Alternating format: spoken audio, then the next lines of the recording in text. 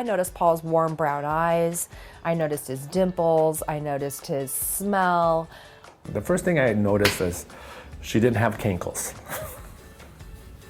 Because that's a deal breaker right there. I think it's weird that he noticed my skinny ankles and found that attractive. No, I'm just kidding. No, she was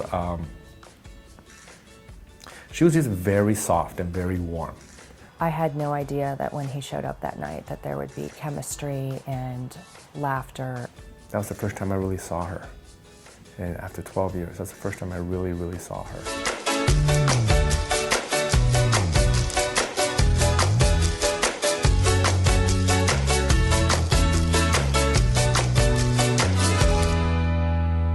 If I can compare Teri to a great bottle of wine, Paul is a bottle of abacus she's the perfect abacus. because he's that rare to find a guy that has all the qualities that he has. A beautiful, tall, fashion-oriented lady that just will knock your eyes out when you go out. Yet she's a 7-year-old little girl that will hop somewhere because she's happy. That would make a girl at 50 years old, a woman, a mom at 50 years old, even consider marrying somebody. That combination is so rare and so powerful. He's more like a bottle of ZD abacus where they only make so many a year.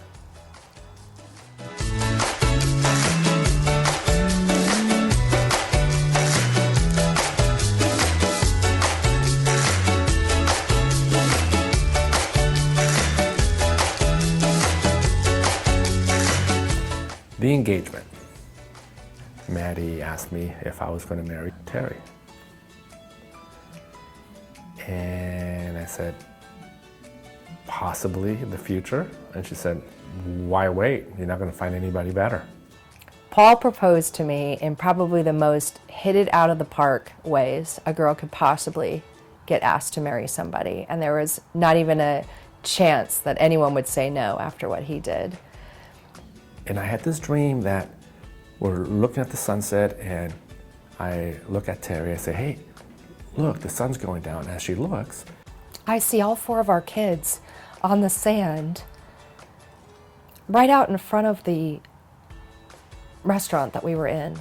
And the first sign goes up, and I think it was 2 feet wide by 4 feet high, and it says Mom, and my daughter's holding it.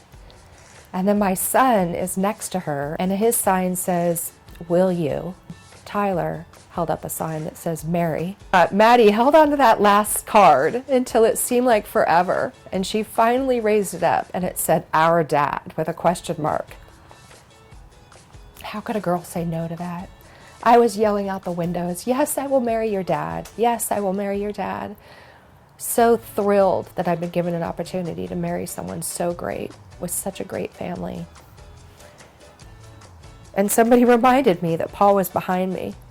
He's waiting for you, behind you, with a ring. And I turned around and he got down on one knee and told me that he couldn't picture his life without me, that God had something planned for us that we didn't even know was planned for us. And I said yes.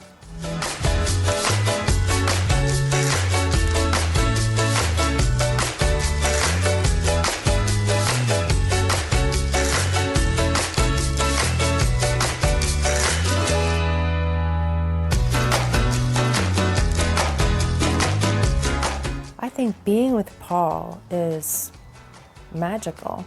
It's a second chance at love at a time in your life when you didn't know you would get one. I'm allowing myself to be happy. I'm allowing myself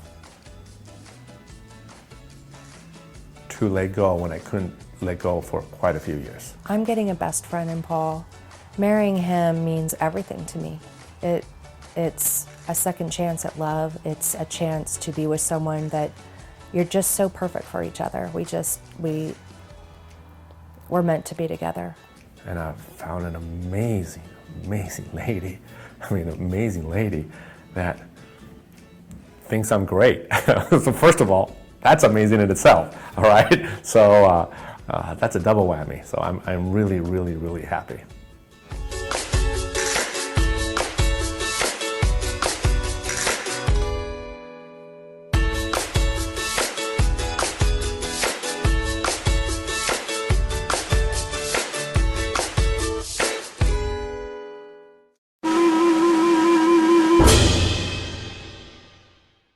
Hello everybody, Terry and I have come up with a brilliant bucket strategy to navigate through our wedding reception.